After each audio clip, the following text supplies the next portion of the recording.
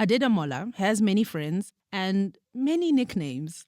People call me Dam Dam, and the people closest ish to me call me Damsel. Some people call me Rubber Dam, which is a thing that we use in dentistry. Some people call me Dams. My mother calls me DM. Her full name is Adedamola Adedeji, and we're calling her Damola, the name most people call her. Damola was born in Lagos, Nigeria, and is 28 years old. She's been working as a dentist at a private clinic since she graduated from university 2 years ago. She loves her job and the people she works with. One time I had to do an extraction for a younger child. And then when she was done, she gave me a big hug. And then her mom joined the hug. So it was like this nice group hug. And I was happy. Damola is also paid well. So on the surface, it looks like she's got a great life. But as our reporter Mo Isu found out, looks can be deceiving. Do you feel like you are where you are supposed to be in life right now, at the age that you are? That's a very heavy question. Damola says she can't afford her life anymore. Nigeria's cost of living is high and getting higher. The economy has been in a downward spiral for the past 2 decades. I woke up this morning and they've paid me salary. Now you might wonder, am I not supposed to be happy? No, I'm not. So you're not happy they paid you salary? It's mixed feelings. Mixed because of what's happened since Bola Ahmed Tinubu was elected president last year. Petrol has gone up 500%. The country's currency, the naira, has lost over 76% of its value against the US dollar. That means today Nigerians pay twice as much for, say, a bag of rice than they did last year. One of the things that you see every time you shop, there's one person somewhere, 1 or 2 or 5, saying, at the price of something. I feel like living in Nigeria, there are so many things that are just rising up against. Like, young people are really going through a lot. For me, what that just meant for me was I need to leave. Leave her job, leave her friends, even leave her mum. It's something she's thought about for a while, and recently she started the immigration process. Just like tens of thousands of other young Nigerians. So many are leaving the country. A member of Nigeria's House of Representatives called the situation a national emergency. I'm Lissid Mokhwatle, and this is Radio Workshop. Maybe you've heard the word japa. It's a Yoruba word meaning to flee or escape. This is exactly what young Nigerians are doing today. Many of them are highly educated, some of the country's most promising minds. They're leaving and don't plan to return. The word japa has taken on a life of its own. It's having a cultural moment. There are memes about it, songs about it, even companies that help people japa. They assist with visa applications, book travel, and the like.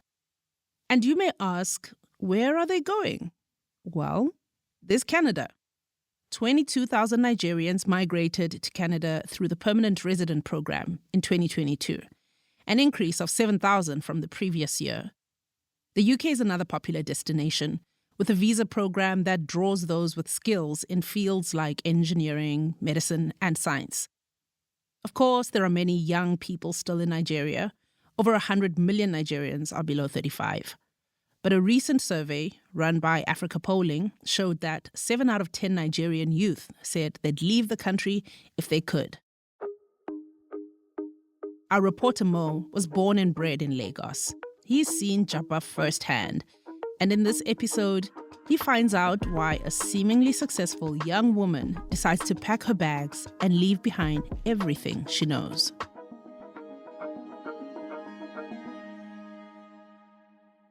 Let's talk about your childhood a little bit. Like, where did you grow up in Lagos? What was growing up like for you?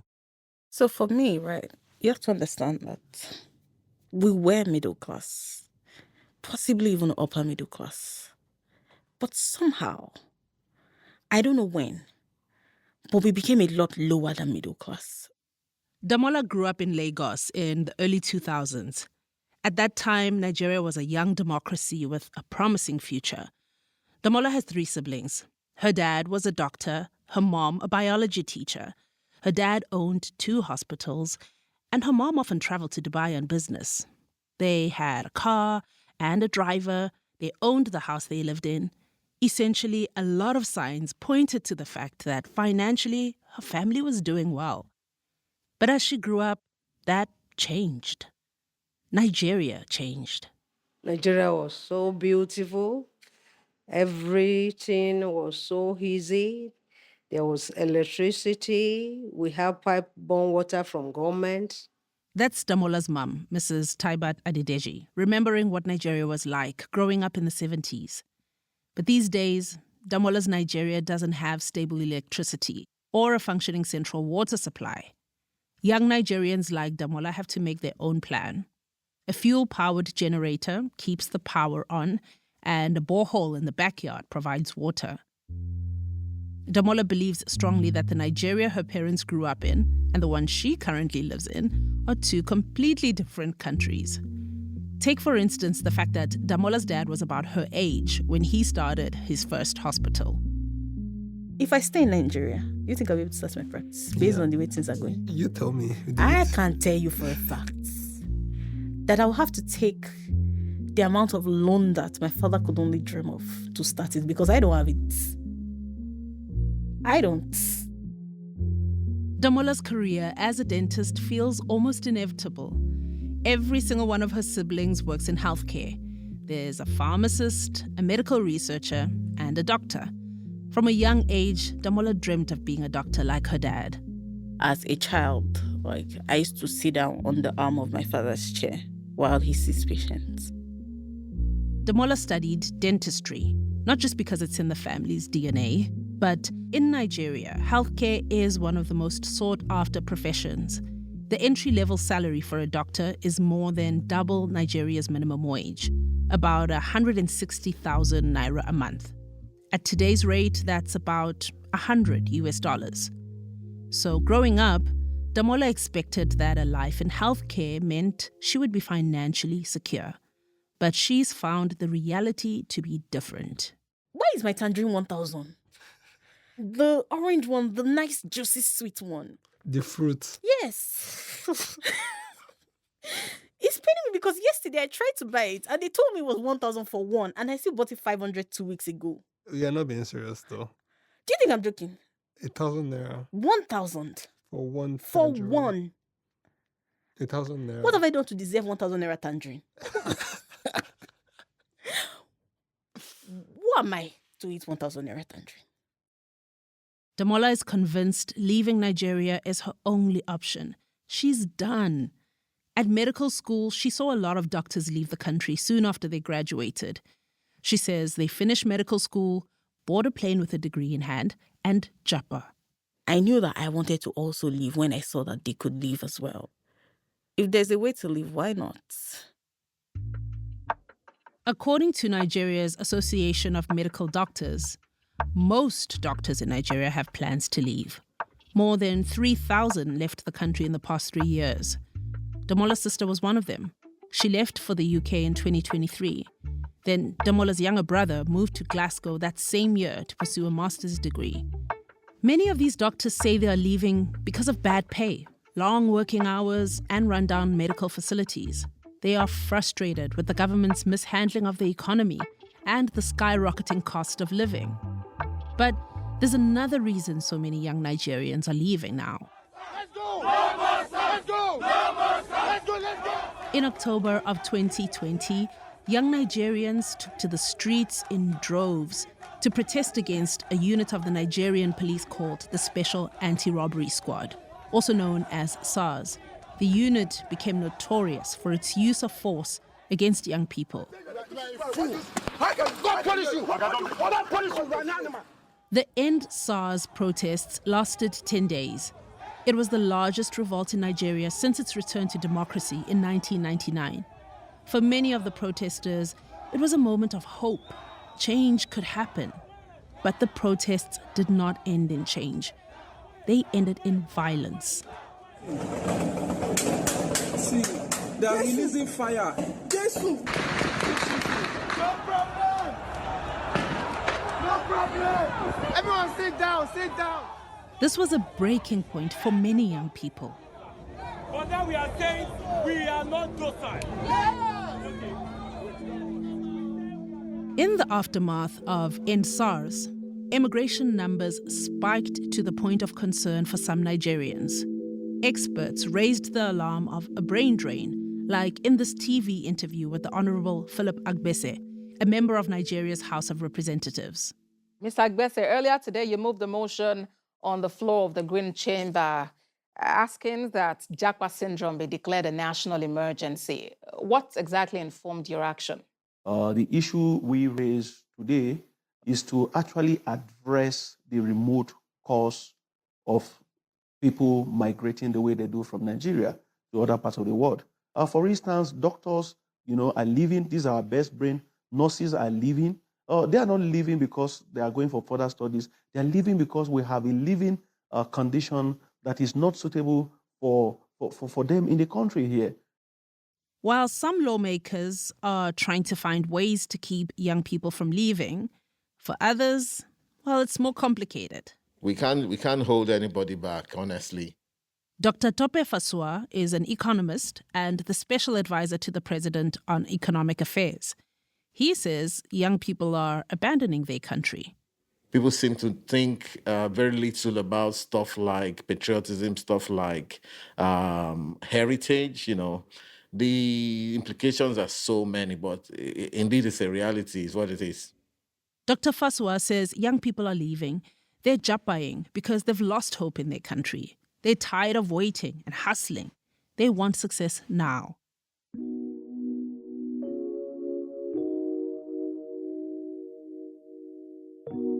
For Damola, the reasons to leave just kept stacking up. The protests, the exodus of her friends, her brother and sister, the inflation. But the straw that really broke the camel's back was a call she received one morning. Her diabetic father had been rushed to the emergency unit at the hospital, and admission was going to cost 1.6 million naira. If you earn minimum wage, that's almost 2 years of your salary. Even for Damola's family, it was a lot. I think one of the things that hounded me for a long time was the fact that I realized that in Nigeria, if you don't have money, you will die. Damola's family was lucky. They managed to raise the money, and her father was treated and discharged within a few weeks. But some months later, in January 2024, her father died. Damola's heart was broken. My life changed. Everything actually just changed. I feel like I eat different. I sleep different. I breathe different. Everything is actually really different. You have no idea. Damola was more than ready to leave Nigeria at this point. She'd already started her immigration application, and she was headed to Canada. Or so she hoped. You are the Most High King.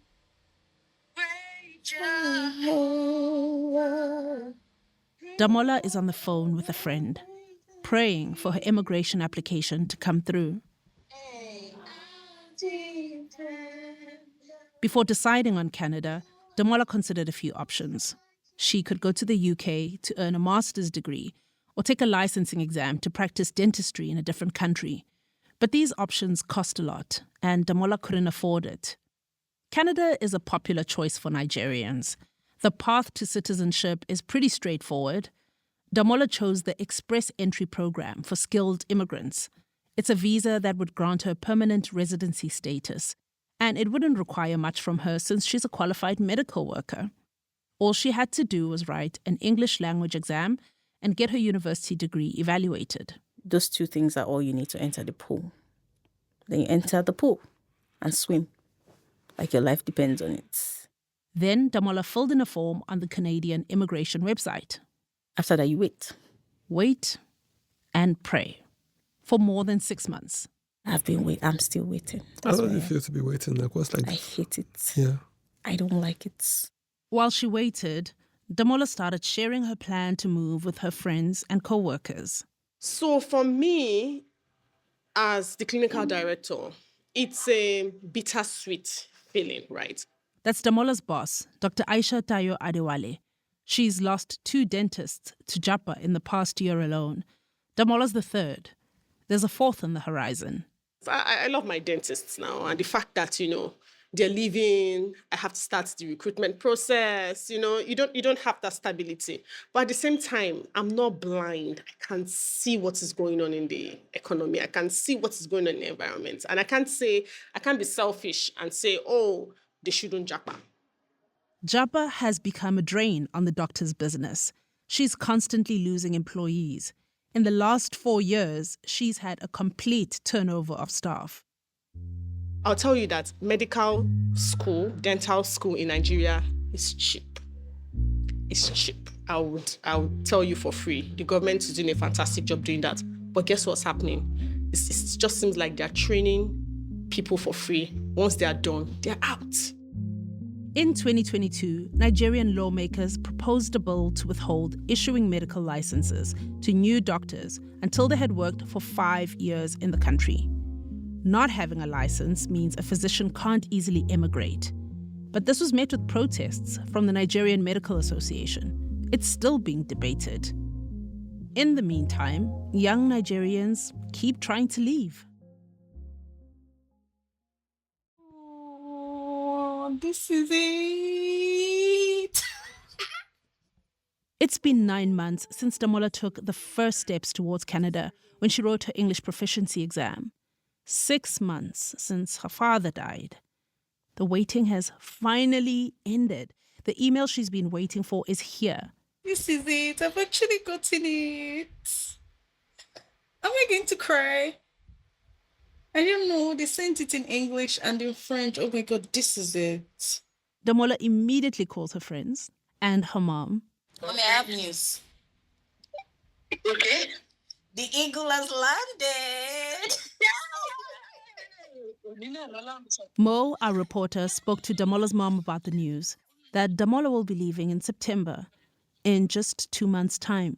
I feel like you are experiencing a lot of change. This Japa was 18 is robbing us a parent of having a close relationship physically with our children. As someone who has seen so many of his friends and family Japa, Mo couldn't help but wonder how Damola was dealing with leaving her mother behind. What thoughts are you lending to your mom as you plan to leave and your sister plans to leave? She will feel alone. She will feel alone. Like, see, I'm not going to be optimistic. Her husband died. She is alone. Her children will leave. Her children have left. So it is not a whether or not she will feel alone. It is us just trying to do the most that we can, to be honest. But as to whether or not she will feel alone, that is not even a question. Unfortunately, it is what it is.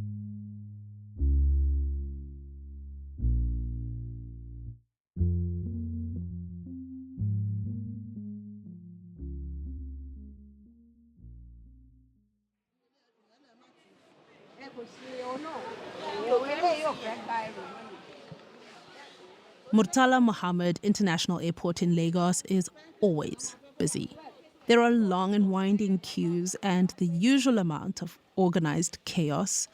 The air conditioners are fighting a losing battle against the humid Lagos heat. Damola's mom and her sister Lola are by Damola's side to see her off. Why is he not moving? What are you doing? I'm trying to redistribute my luggage. Damola's wrestling with her luggage. She just found out one of her suitcases is overweight. The challenge of trying to pack your whole life into 2 23-kilogram bags. Mommy was 26, so. Which one is 26? That one. And that means we have to remove it. Like 2 kg. Wait. In a few hours, she'll fly to Toronto to start her new life. Her mom has connected her to extended family she didn't know she had there. She will live with them until she can find a job and afford a place of her own. She's not sure how long that will take. This is your first time traveling out of Nigeria? Yep. Yeah, traveling for good. Yeah, bye. Bye, bitch. It's the 29th of September. Damola says she can't help but notice she's leaving 2 days before Nigeria's Independence Day on October 1st. It feels like the perfect fuck you. Yeah, that's what it feels like. I was thinking about it. Independence Day, I'll be being independent in another man's land. Shalom. After she redistributes her luggage, Damola walks to the check-in desk with her mom and sister. Then Damola makes her way to security, and her mom slowly walks out of the airport with Lola, the last of Damola's siblings left in Nigeria. She's 31 years old and works as a pharmacist. Lola checks her email every day, waiting to hear about her visa.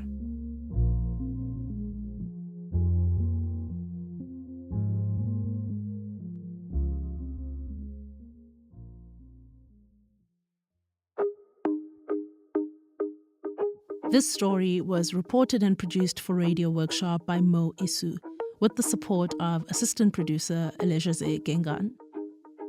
Rob Rosenthal and I edited this podcast. Original music by Kamani Sambu at Edible Audio in Cape Town. Sound engineering by Joe Jackson and Mike Rayfelt. Joe Jackson is our managing producer. Mike Rayfelt is our executive producer. Additional clips from Sky News and Adiola Fayehun.